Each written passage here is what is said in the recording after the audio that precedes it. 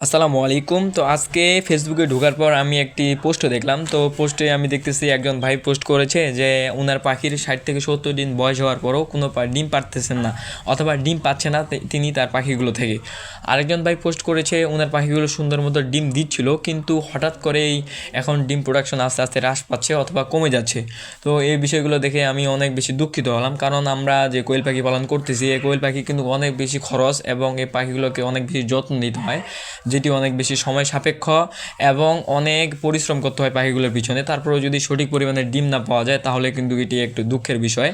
তো এটি নিয়ে আমি চিন্তা ভাবনা করলাম এবং চিন্তা ভাবনা করার পরে যা কিছু বুঝলাম এবং ইউটিউব সহ নানা রকম সোশ্যাল মিডিয়ায় ঘাটাঘাটি করলাম যে পাখিগুলোর ডিম কেন কমে যায়, নানা বিষয়ে চোখে পড়লো। তার মধ্যে দুইটি বিষয় সবথেকে গুরুত্বপূর্ণ আমার মনে হলো, যে যার জন্য আমি আজকের এই ভিডিওটি বানালাম।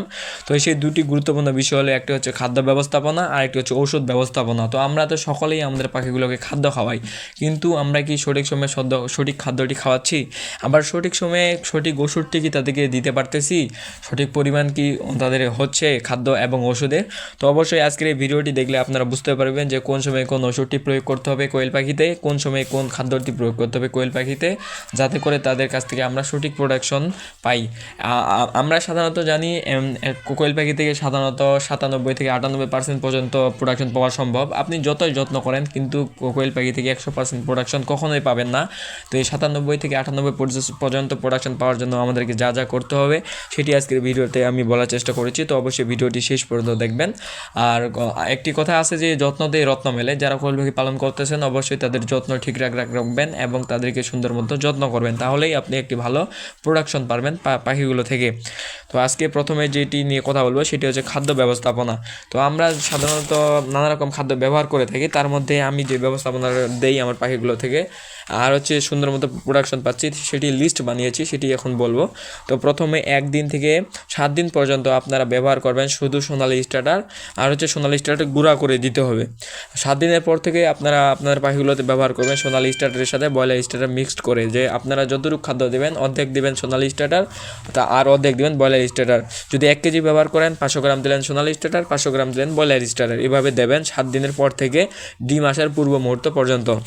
যখন আপনারা ডিম পালেন 7 থেকে 8টি, মানে 100টি পাখি পালন করতেছেন, সেখান থেকে 7 থেকে 8টি ডিম পেলেন, তখন আপনারা সোনালি স্টার্টারের সাথে ব্যবহার করবেন লেয়ার 1 ডিমের যে ফিডটি পাওয়া যায় সেটি। তো অর্ধেক দেবেন সোনালি স্টার্টার, অর্ধেক দেবেন লেয়ার 1। আবার যখন আপনারা আপনার পাখিগুলো থেকে 50% প্রোডাকশন চলে আসবে, মানে 100টি পাখি থেকে 50টি ডিম পাচ্ছেন, তখন আপনারা যেটি করবেন সেখানে সোনালি স্টার্টারের পরিমাণ একটু কমিয়ে দেবেন। মানে সেখানে যেহেতু আপনারা অর্ধেক করে সোনালি স্টার্টার অর্ধেক লেয়ার 1 ব্যবহার করতেছিলেন, অথবা 1 কেজি খাবারে 500 গ্রাম সোনালি স্টার্টার 500 গ্রাম লেয়ার 1 ব্যবহার করতেছিলেন, সেখানে আপনারা 300 গ্রাম ব্যবহার করবেন সোনালি স্টার্টার আর 700 গ্রাম ব্যবহার করবেন লেয়ার 1। এভাবে খাওয়াবেন যতদিন পর্যন্ত না পাখি, মানে যতদিন পর্যন্ত পাখিগুলো ডিম পারবে ততদিন পর্যন্ত।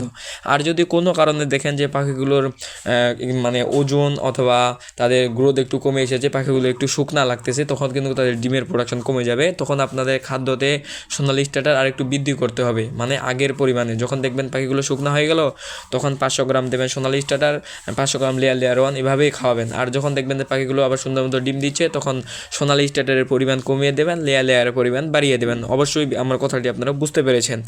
এরপরে আসা যাক ঔষধের ব্যাপারে। তো ঔষধ অবশ্যই আপনাদের ব্রুডিং কাল থেকেই ঠিক করতে হবে, কারণ ব্রুডিং কালেই পাখিগুলোর সব থেকে গুরুত্বপূর্ণ একটি স্টেপ। এই ব্রুডিং কাল যদি আপনারা সঠিক মতো শেষ করতে পারেন তাহলেই পাখিগুলো থেকে সঠিক সময়ে ডিম পাবেন এবং ডিমের মান অনেক বেশি উন্নত হবে বলে আমি মনে করতেছি। তো ব্রুডিং কাল 1 থেকে 4 দিন সব থেকে গুরুত্বপূর্ণ, কারণ 1 থেকে 4 দিনের মধ্যে পাখিগুলো বেশি পরিমাণে মারা যায়। তো পাখিগুলো যেন মারা না যায় এই জন্য আপনাদের ব্যবহার করতে হবে সেফা 1, আর সেফা 1-এর সাথে লাইসোভিট। ওই সেফা 1 আর এই লাইসোভিট এই দুইটি একসাথে মিশ্রিত করে পানিতে দিয়ে ব্যবহার করতে হবে। তো লাইসোভিট আর সেফা 1 দুইটি হচ্ছে পাউডার জাতীয় ঔষধ। এই সেফা 1 নেবেন 1 গ্রাম, লাইসোভিট দিবেন 1 গ্রাম। এই দুইটি ওষুধ একসাথে মিশ্রিত করার পর 1 লিটার পানিতে দেবেন। মানে 1 গ্রাম সেফা 1 1 গ্রাম লাইসোভিট দুইটি একসাথে নিয়ে আপনারা হচ্ছে 1 লিটার পানিতে দেবেন, যাতে করে সে পাখিগুলো সে পানিটি খেতে পারে। তো সেই পানিটি অবশ্যই সুন্দর মতো ঝাঁকিয়ে নেবেন, যাতে করে পানির সাথে ওষুধের পাউডারগুলো সুন্দর মতো মিশ্রিত হয়, তারপরে পাখিগুলো খেতে দিবেন। আর হচ্ছে 1 থেকে 4 দিন শেষ হওয়ার পরে আপনারা যেটি করবেন সেটি হচ্ছে 5 দিন বয়সে BCR/DB ভ্যাকসিন দিবেন। 6 দিনের দিন দিবেন সাদা পানি, সাদা পানির সাথে আলাদা কোনো কিছু দিবেন না, না দিলেই ভালো হয়। তো অবশ্যই আপনারা লাইসোবিট দিতে পারেন। এই লাইসোবিটটি হচ্ছে তাদের শরীরের আর কি গঠন ঠিক রাখে এবং তাদের যে ধকল এই ধকলটি কাটাতে সাহায্য করবে। তো অবশ্যই সাদা পানির সাথে আপনারা লাইসোবিট দিতে পারেন, সমস্যা হবে না। তো 5 দিনের দিন যখন BCR-DB বা রানীক্ষেতের ভ্যাকসিনটি দিলেন, 6 দিনের দিন সাদা পানি অথবা একবেলা আপনারা হচ্ছে লাইসোবিটের পানি দিতে পারেন। 7 দিন থেকে আপনারা 11 দিন পর্যন্ত চালাবেন রেনা WS। তো এই রেনা WS হচ্ছে পাউডার জাতীয় ওষুধ। এটি হচ্ছে 1 গ্রাম পানি 1 গ্রাম 3 লিটার পানিতে দেবেন, তাহলে ভালো হবে। রেনা WS 3 লিটার পানিতে দেবেন, 1 গ্রাম ঔষধ 3 লিটার পানিতে দিয়ে তাদেরকে 7 থেকে 11 দিন পর্যন্ত খাওয়াবেন, তাহলেই সব থেকে ভালো। 12 দিনের দিন আপনারা যেটি করবেন সেটি হচ্ছে জিঙ্ক ক্যালপ্লেক্স, এই দুইটি ওষুধ শুরু করবেন 12 দিনের দিন। জিঙ্ক আপনারা হচ্ছে 1 থেকে 2 ml 1 লিটার পানিতে দিতে পারবেন। আর ক্যালপ্লেক্স শুধু 1 ml 1 লিটার পানিতে। ক্যালপ্লেক্স কখনো বেশি পরিমাণে দেবেন না, যেহেতু পাখিগুলো ছোটো। ক্যালপ্লেক্স 1 ml দেবেন 1 লিটার পানিতে। এই 12 দিন থেকে 18 দিন পর্যন্ত আপনাদের 5 দিন চালাতে হবে জিঙ্ক আর ক্যালপ্লেক্স। যখন 18তম দিন শেষ হয়ে গেল, 19তম দিনে আপনাদের সাদা পানি চলবে, 20তম দিনও সাদা পানি চলবে। আর 21তম দিন আবার দিতে হবে BCR-DB অথবা রানীক্ষেতের দ্বিতীয় ডোজ ওষুধটি। হয়তো এই উপর পর্যন্ত আপনারা সুন্দর মতো বুঝতে পেরেছেন। এরপরে মানে 22 দিন 23 দিন আবার চলবে সাদা পানি। আর এই সাদা পানির সাথে আপনারা লাইসোবিট দিতে পারেন, না দিলেও সমস্যা হয় না, কিন্তু লাইসোবিট দিতে পারেন।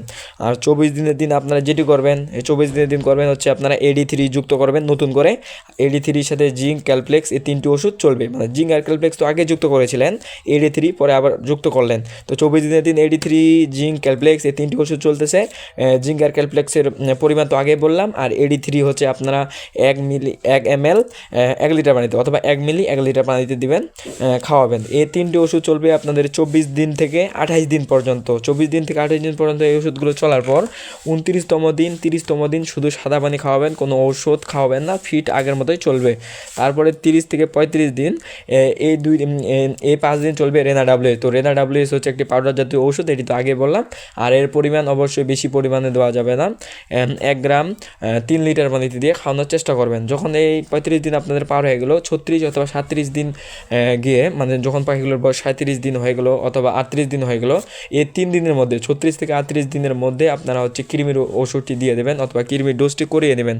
যদি অন্য কোনো ভিডিও আপনাদের ভালো না লাগে, আমার এই ইউটিউবে এই চ্যানেলে একটি ভিডিও আছে, সেটি আপনারা দেখতে পারেন। সেখানে আমি একবার বিস্তারিতভাবে বলার চেষ্টা করেছি যে কীভাবে কৃমির ওষুধটি ব্যবহার করতে হবে এবং কোন ওষুধটি সবথেকে ভালো, এটি আপনারা দেখে ব্যবহার করতে পারেন।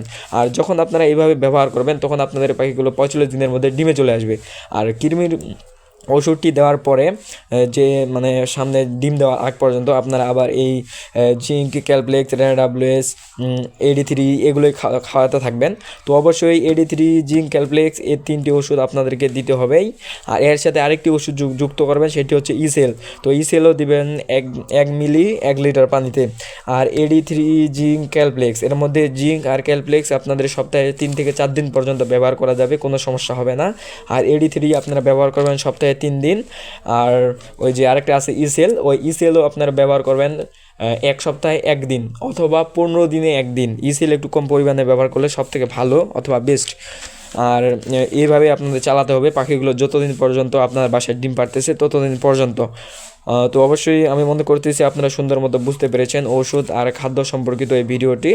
আর হচ্ছে এই ওষুধ এবং খাদ্য সম্পর্কিত কোনো যদি কনফিউশন আপনার মনে থাকে তো অবশ্যই আমাকে কমেন্টে জানানোর চেষ্টা করবেন, আমি আপনাদের কমেন্টগুলোর উত্তর দেওয়ার চেষ্টা করবো ইনশাআল্লাহ।